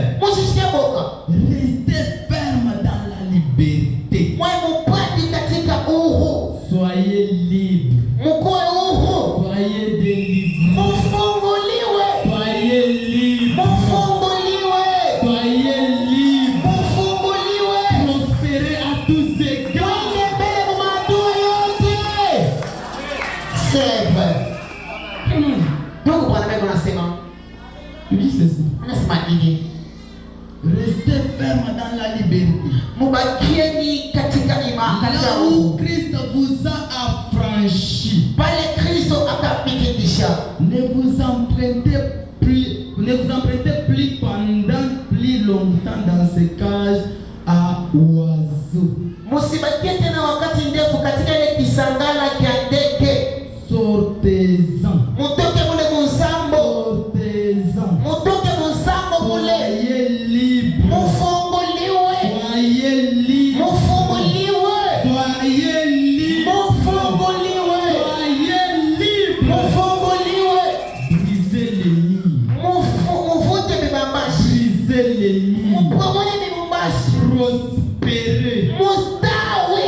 avec Dieu. Pamoja na Mungu. Nous ferons des exploits. Tutafanya majambo. Ndugu anasema Christ a détruit les murs de séparation. Kristo alibomola bila ile mibambashi vya Il matenganisho. nous a libérés. Anatutia Il uhuru. nous a libérés. Anatutia uhuru. Il nous a libérés. Anatutia Il uhuru. nous a libérés. Anatufungula. Il nous a libérés. Yesu anatufungula. Tuweni uhuru.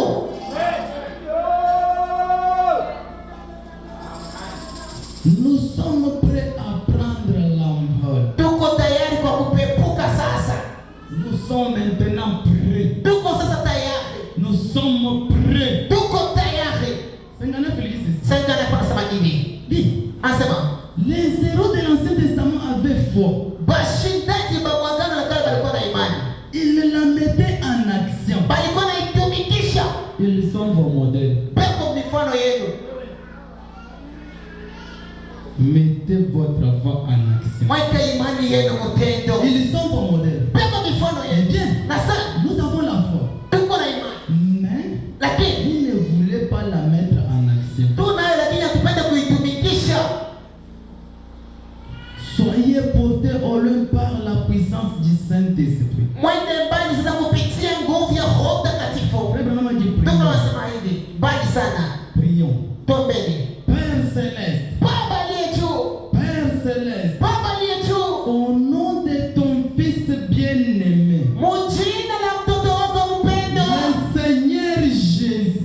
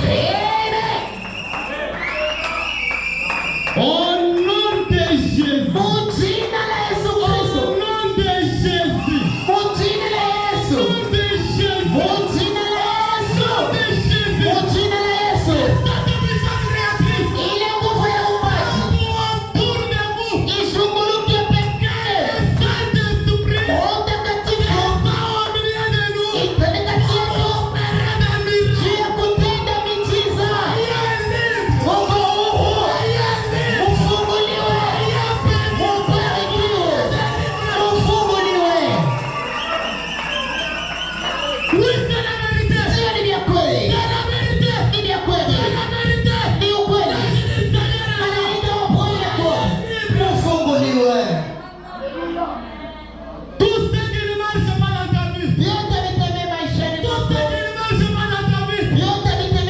Mon frère, ma soeur, mon frère. Prenez courage. Prenez courage. Prenez courage. L'heure est venue. Ça doit marcher. Ça doit marcher.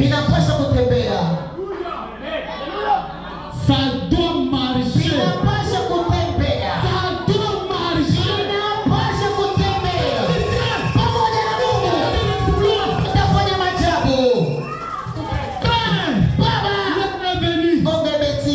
Dieu s'intéresse à nous.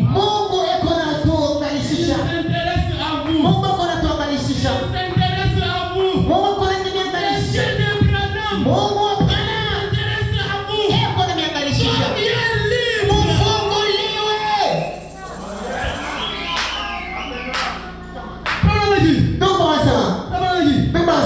Il dit ceci. Le Seigneur Jésus. Que le Saint-Esprit campe autour de chaque croyant qui est ici ce matin. Que l'Esprit du Dieu vivant entre ici. Emporte tout le monde. C'est vrai.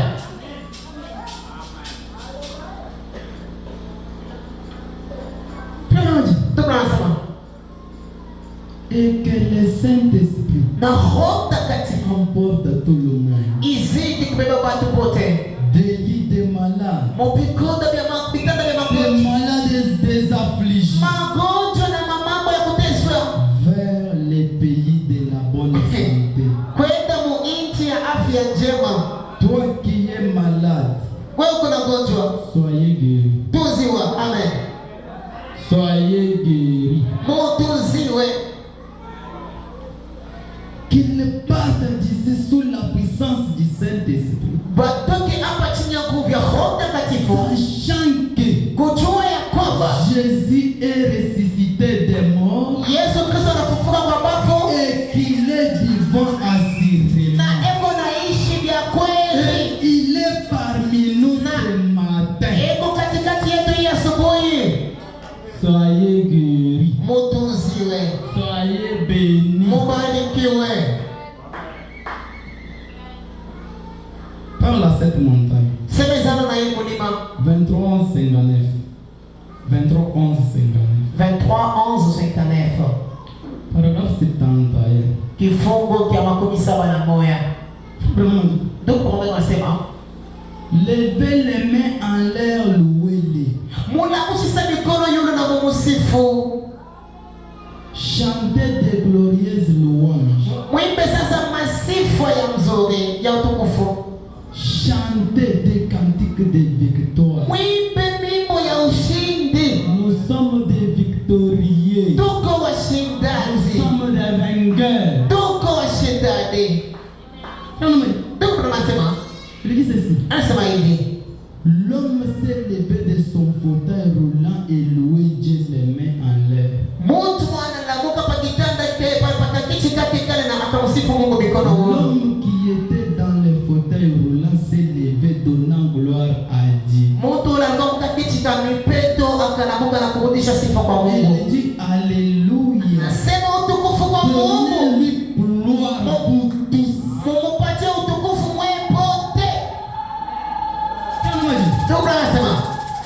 Laissez le Saint-Esprit prendre la direction de la réunion et la conduire dans la consécration. Que chacun d'entre vous, au fond de son cœur externe, toute racine d'amertume, extraire tous les péchés, toute ingrédulité, tout le scepticisme que vous avez dans les cœurs, jetez-les dehors. Préparez-vous. Le Saint-Esprit Saint-Esprit va faire de grandes choses au milieu de vous. Ôtez l'ingrédibilité. Laissez Dieu agir en notre faveur. Il doit faire de grandes choses au milieu de nous. Anasema hivi, le Messie. Masia. 17 janvier 17 mwezi wa kwanza wa 61. Paragraphe 63. Kifungu cha 63. Eko nasema hivi. Qu'en serait-il s'il baissait les regards sur un de ces petits aiglons? Itakuwaje kama naangalishisha hapo macho yake pa bantai kidogo hapa? Vous savez, unajua il a un bec comme une bise. Eko na mulomo iko sawa vile crochet. Bise. Sawa mukuki. Il dit ceci. Anasema hivi. Il dirait. Atasema. Bon. Nzuri. Attendez une minute. Mchunge dakika moja. Quelque chose ne va pas. Kitu fulani akipeke. Si un vieux corbeau sautait sur les nids et commençait à dire, kama kungura mwana toka mkisangala na anaanza kusema croc croc croc croc croc croc, les jours des miracles sont passés. Mishiku masiku ya miujiza ishakupita. Croc croc croc croc croc. La guérison divine n'existe pas. Uponyaji wa Mungu haina kote. Frère Branham a dit. Donc anasema j'ai pari qu'il prendrait certainement sa grosse patte et les bouterait dehors. Et il lui briserait les coups tout aussi sûr que le monde existe. Voyez? C'est de la télépathie mentale. Les choses pareilles n'existent pas en ces jours. Vous, espèce de bise charnelle. En plus, c'est charnellement mort. C'est ce que Dieu a besoin des aiglons. Dieu a besoin des aiglons. Pas des corbeaux. Il a besoin des messiettes. Il a besoin des hommes et des femmes qui ont des signes et des prodiges. Des ouais. Il a besoin d'une église remplie du Saint-Esprit. Une église qui les reflète comme étant les mêmes hier, aujourd'hui et éternellement. Dieu n'est pas mort. Il a réellement engendré un royaume. Ces messieurs y sont. Il dit Amen. Ils disent Amen. Tous ceux qui le disent oui, oui. Il lui ressemble. Il lui ressemble. Il lui ressemble. Il se comporte comme lui. Il croit cela. Le conducteur avance suivi des signes et des prodiges. Avance suivi des signes et des prodiges. Voilà le Messie. Le Messie est vivant ce matin. Il est vivant ce matin. Il n'est pas mort. Il est vivant pour toujours. Croyez-vous cela? S'il annonçait au temps du soir, il y aura la lumière. Vous trouverez sûrement les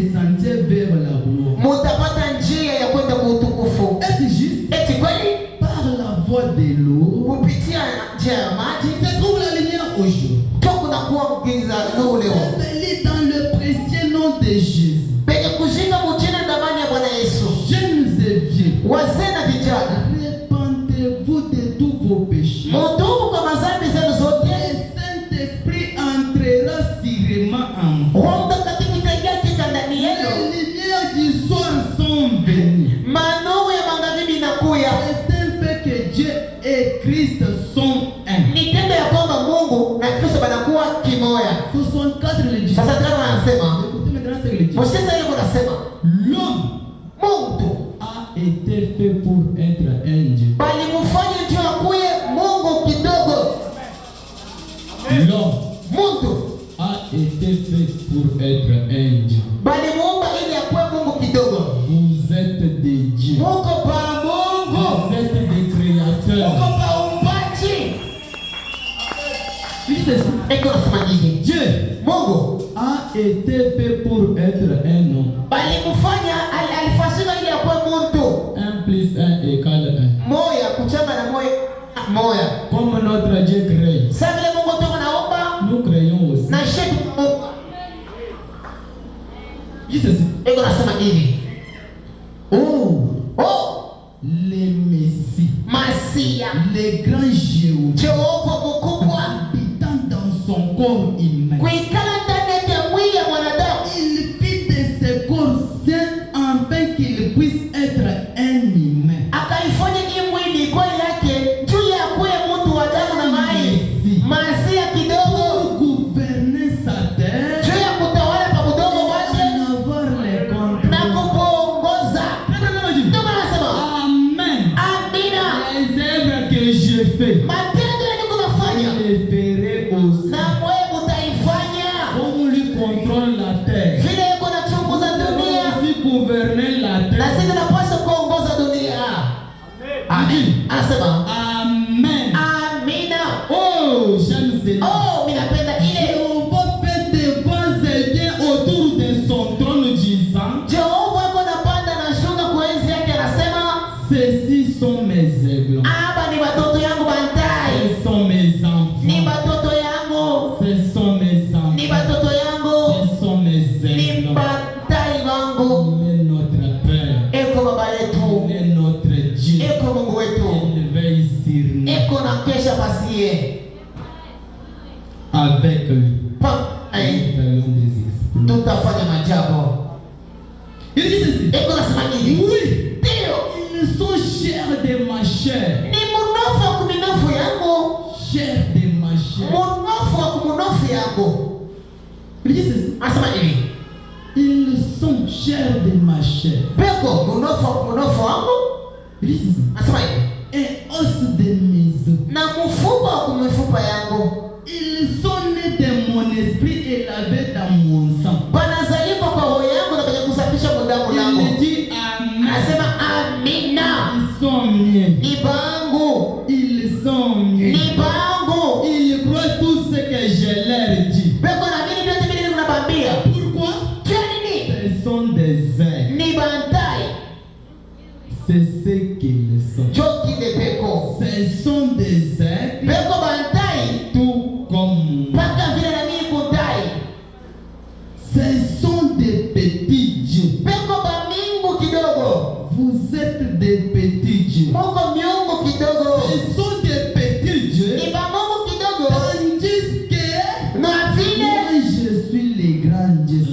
mimi niko Mungu mkubwa. Ni kweli. Il dit, Anasema hivi. je suis Papa Jéhovah. Niko baba Jehova. Je suis Papa Jéhovah. Niko baba Jehova. Il est notre Papa Jéhovah. Eko baba yetu Jehova Il sasa. est notre Papa Jéhovah. Eko baba Jehova wetu. Amen. Je suis Papa Jéhovah. Niko papa Jehova. Ils sont mes enfants. Ni batoto yangu. Amen. Amen. Il est notre Papa. Papa Jehova wetu. Vous êtes. Mungu hapo Ainsi il a promis que na hivi anataka chose arriverait. vitu hivi vitafika. Maintenant, Sasa si nous sommes les enfants de son royaume, kama tuko watoto wa mfalme wake, si nous sommes les enfants de son royaume, kama tuko watoto wa mfalme wake, ces signes devraient se manifester parmi nous. hii maana yote ilipaswa kuonekana katikati yetu. Des prodiges parmi nous. Mamiujiza kati Des yetu. guérisons parmi nous. Maponyaji kati yetu. Des bénédictions parmi nous. Mabaraka kati yetu. Saint-Esprit parmi Roho nous. Mtakatifu kati yetu. Ce sont ces signes. Tunasema hivi. Dis ceci. Asema hivi. Ces signes devraient se manifester parmi nous. Est-ce vrai? Sasa kuonekana kati yetu kweli? Bien. Ndio. Nous pouvons en parler Tukiweza kusema et en dire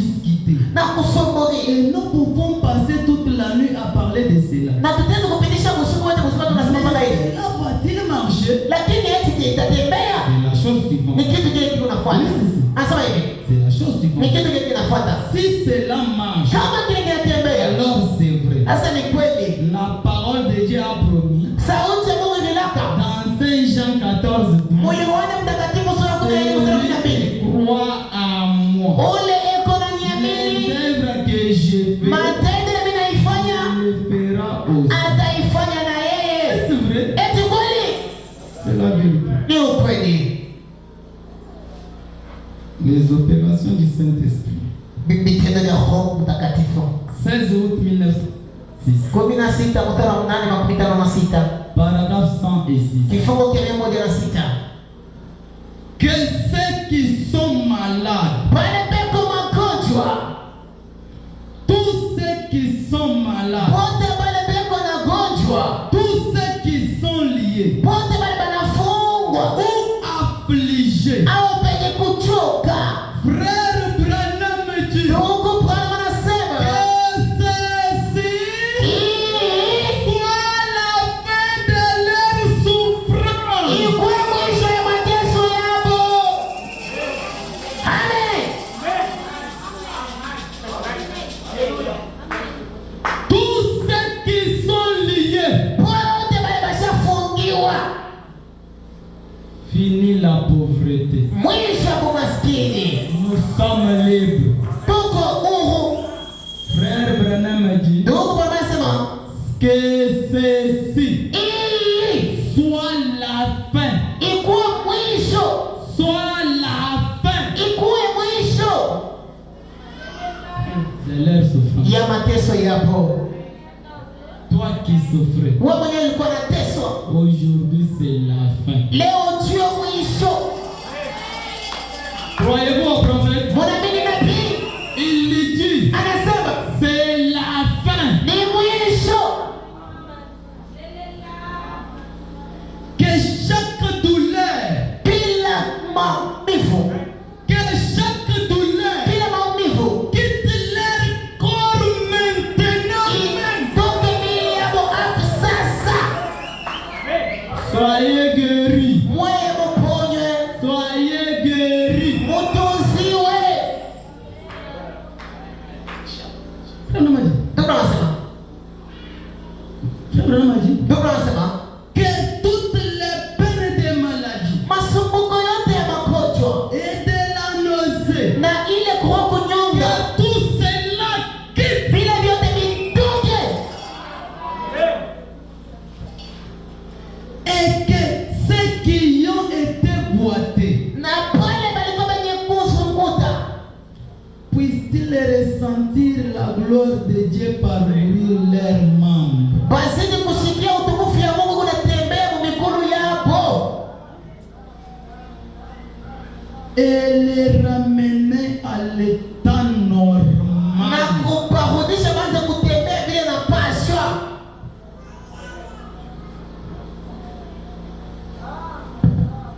Branham dit, Ndugu anasema puissent-ils ressentir bazidi kusikia la gloire de Dieu parcourir leurs membres. utukufu ya Mungu kutembea mumemba zao Ramener à l'état na normal. kubarudisha muhali ya kueneana. Oh Dieu, Oh Mungu, le Père d'Abraham, baba wa Ibrahimu, à nous en tant que postérité d'Abraham, shia kama uzao wa Ibrahimu, accorde cette bénédiction, Père. leta baraka Baba. Amen.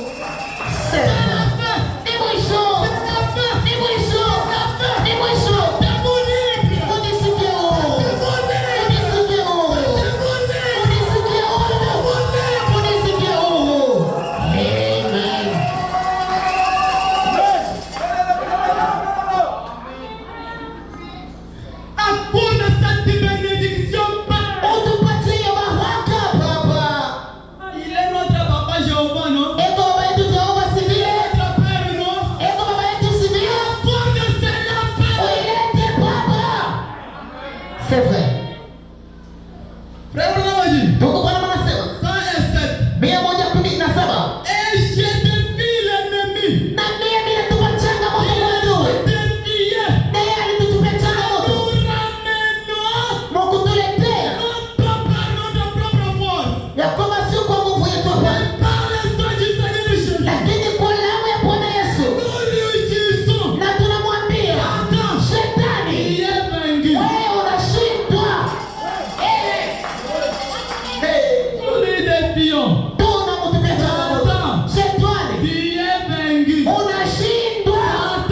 Shetani, umeshindwa. Shetani, umeshindwa. Wakati usoma pamoja na Shetani, umeshindwa.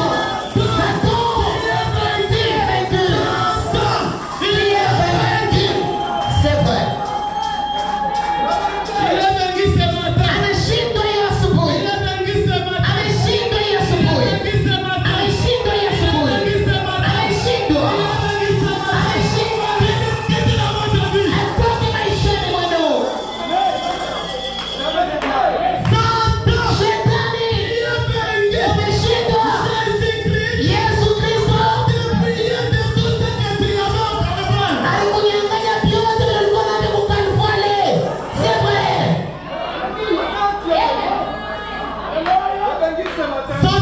Shetani, umeshindwa. Ameshindwa. Ameshindwa.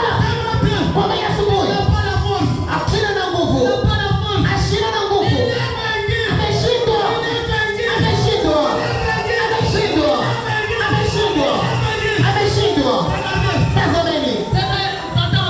Ile Shetani alifanya kosa. Siku ya kwanza anapata nguvu. Mimi nampata. Mimi napata mwalimu wako. Mimi napata mwalimu wako. Siku ya pili mimi nampata. Lakini siku za tatu. Siku za tatu. Siku za tatu. Anapata ngumi. Ile ya asubuhi. Mungu atuko naishi. Mungu atumeishi. Mungu atumeishi. Shetani anaishi.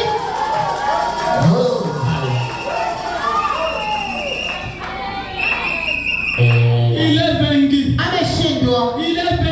Ameshindwa. Ashina tena na nguvu. Ashina tena na nguvu. Asiwezi na kukutawala. Ameshashindwa. C'est vrai. Ndugu anasema Jésus-Christ t'a dépouillé de tout ce que tu avais au calvaire. Yesu Kristo anakutosha ndio tena alikuwa naambia kwa Kalvari. Asema hivi. Tu n'as aucun droit légitime. Hauna tena na madaha. Tu n'as aucun droit légitime. Hauna tena na madaha. Tu n'as aucun droit légitime. Hauna tena na madaha hata. Christ a racheté tout. Kristo anakomboa vyote. Ce que Adam avait perdu. Ile Adamu alipotesha. Ce que Adam avait perdu. Ile Adamu alipotesha. Adam avait perdu. Ile Adamu alipotesha. Racheté tout. Kristo anakomboa vyote. Qu'est-ce que Christ a racheté? Kristo anarashate nini? C'est vrai. Anasema hivi. Tout ce que Adam avait perdu. Yote ile Adamu alipotesha. L'a racheté quoi? Anakomboa nini? Notre santé. Afya yetu. Notre santé. Afya yetu. Notre force. Nguvu yetu. Notre sobriété. Roho yetu ya milele. C'est perdu en Adam. Ile ilipotea ndani ya Adamu. Wakati Kristo anaturudishia hayo mara ingine. Nous sommes libres. Tuko huru. Nous sommes libres. Tuko kwenye kufunguliwa. Tuko kwenye kufunguliwa. Yote Adamu alipotesha. Yote Adamu alipotesha. Yote Adamu alipotesha. Unisikie huru. Amen. C'est vrai. Christ nous a restitué cela. Kristo anaturudishia Nous hiyo. sommes libres ce matin. Tuko kwenye kufunguliwa hiyo asubuhi. Libres ce Tuko matin. kwenye kufunguliwa. Unisikie huru. C'est les enfants du roi. Mungu watoto wa mfalme. Mungu watoto wa Mungu watoto C'est les enfants du roi. Mungu watoto wa mfalme. Satan est vaincu. Shetani ameshindwa. Satan est vaincu. Shetani ameshindwa. Satan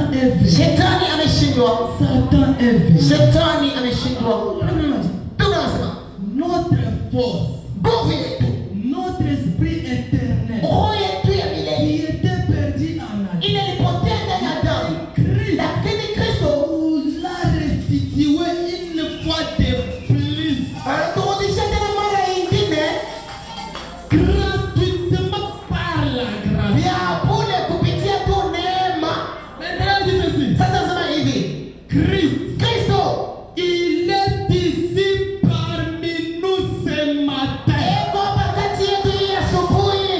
Vivant, Eko naishi œuvrant, kutenda accomplissant des signes et des prodiges. kutimiza maana na miujiza. C'est vrai. C'est vrai. Il est premier de nous. Eko kati yetu hii asubuhi. Il est vivant. Eko naishi. Quand je parle de lui là, Pale niko nasema il est en train de circuler. endelea kuzunguluka hapa. Il est en train de circuler. Endelea kuzunguluka. Il est vivant. Eko naishi. Il est vivant. Eko naishi. Il est vivant. Eko naishi. Il s'intéresse à vous. Eko naniangaishisha. Il s'intéresse à vous. Eko naniangalishisha. Il s'intéresse à vous. Eko naniangalishisha. Satan est déjà vaincu. Shetani ameshashindwa. C'est vrai, vraiment. Et des gens sont assis ici avec leurs mouchoirs au visage. Na watu banekala hapa penye kufinika mishwa kwa uso yao. Pendant que des larmes chaudes coulent sur leurs joues. Hapa machozi yakivukuti mbona mwanga hapa machafu yao. Des mères tenant leurs petits enfants. Mama wenye kuna watoto yao kidogo Et le papa a sa main sur la maman. na baba kwa mkono yake kwa mama Et elle était malade. na alikuwa na gonjwa.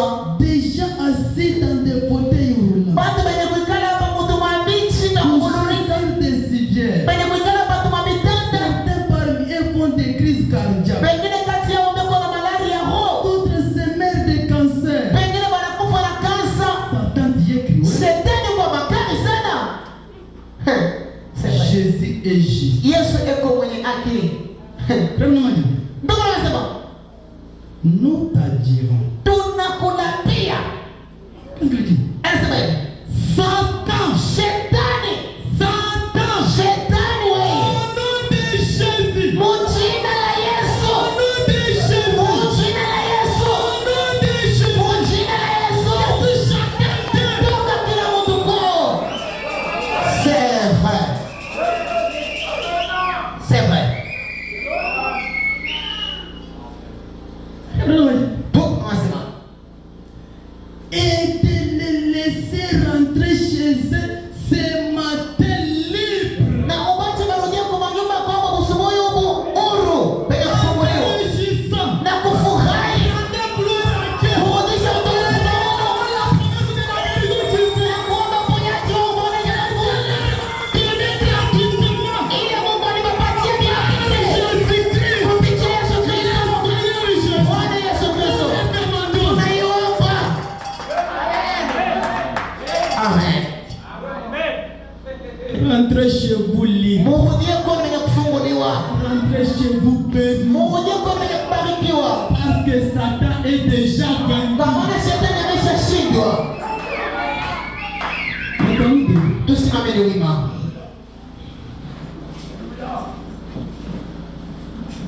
Jean 17, premier verset. Yohane 17 mstari wa kwanza. Qu'est-ce que la Bible dit? Biblia inasema nini?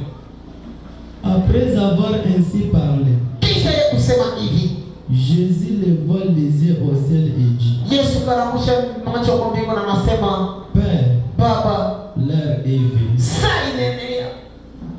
Père, Baba, l'heure est venue. saa inaenea. L'heure est venue. Saa inaenea. Glorifie ton fils afin que ton fils te glorifie. Tukuza mtoto wako, njoo mtoto wako na kutukuze. On nous donne un chant de méditation. Batupatie wimbo wa mafikiri. Satan est déjà vaincu. Shetani ameshashindwa. Rentrez chez vous libre. Murudie kwenu wenye kufunguliwa. Que Dieu vous bénisse. Mungu anibariki. Que Dieu vous bénisse. Mungu anibariki. 2026. 2026 Avec Dieu, na Mungu nous ferons